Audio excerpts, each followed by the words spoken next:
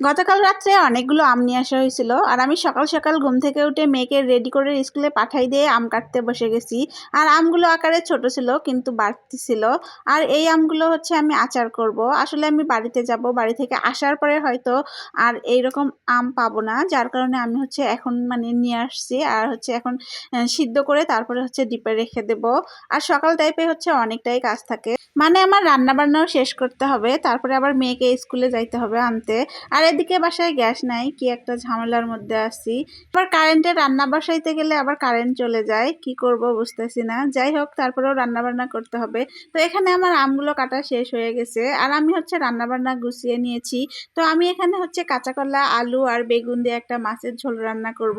তো এগুলো আমি কেটে হচ্ছে ধুয়ে পরিষ্কার করে নিয়েছি। আর এখানে আমি হচ্ছে মাছটা হচ্ছে হলুদ লবণ দিয়ে মেখে নিয়েছি। আর এদিকে একটা কড়াই বসিয়ে কড়াইয়ে তেল দিয়ে দিয়েছি। তো তেলটা গরম হয়ে গেলে এখানে আমি মাছগুলো হচ্ছে ভেজে নেব। আর বারে বারে আমি যা হচ্ছে দেখতেছিলাম গ্যাস আসছে কি আসে নাই। আর আমাদের বাসায় গ্যাসের সমস্যা একবারে অনেক বেশি হয়ে গেছে আগের তুলনায়। এখন একদম টোটালি অফ হয়ে যায়, একদম রান্না করা যায় না। তো কার কার বাসায় এরকম সমস্যা হয়েছে অবশ্যই কমেন্ট করে জানাবেন।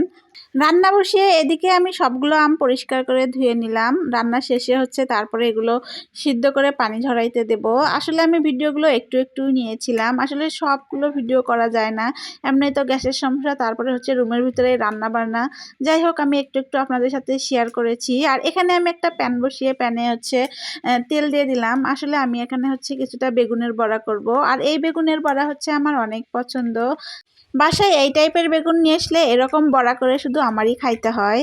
আর ওই যে বললাম আমি রান্নার পাশাপাশি বারে বারে গিয়ে দেখতেছিলাম গ্যাস আসছে কি না। তো গ্যাস আসছে, এই খুশিতে আমরা হচ্ছে ভাবিরা মিলে আর কি চাল ডাল মানে যা যা ছিল সবকিছু হচ্ছে ভেজে নিচ্ছিলাম। মানে আমরা একটা পার্টি দেব।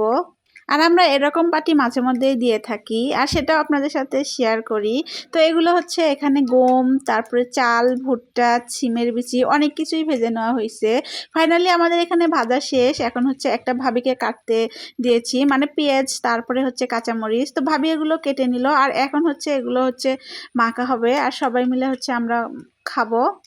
আর আমরা বেশিরভাগই রান্নার শেষে হচ্ছে এরকম পার্টি দিয়ে থাকি, মানে গোসল করার একটু আগে, মানে আমাদের রান্না বান্না শেষ হয়ে যায় তারপরে হচ্ছে এরকম একটা পার্টি দিয়ে আমরা খাওয়া দাওয়া করে তারপরে হচ্ছে গোসল টোসল করে সবাই ফ্রেশ হই। আর এই তো এখানে হচ্ছে মেখে নেওয়া হচ্ছিল। তো এখানে তিল ছিল, গম ছিল, অনেক কিছুই ছিল, সব কিছু মিলে আর কি হচ্ছে মাখানো হচ্ছিল। আর এটা খেতে কিন্তু অনেক মজার।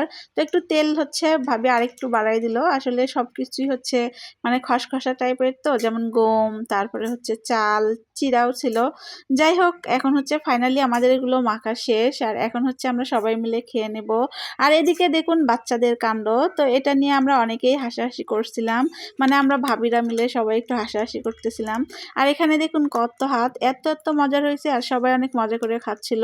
তো আমার ভিডিওটি আপনাদের কাছে কেমন লাগলো আর কে কোথা থেকে আমার ভিডিওটি দেখছেন অবশ্যই কমেন্ট করে জানাবেন।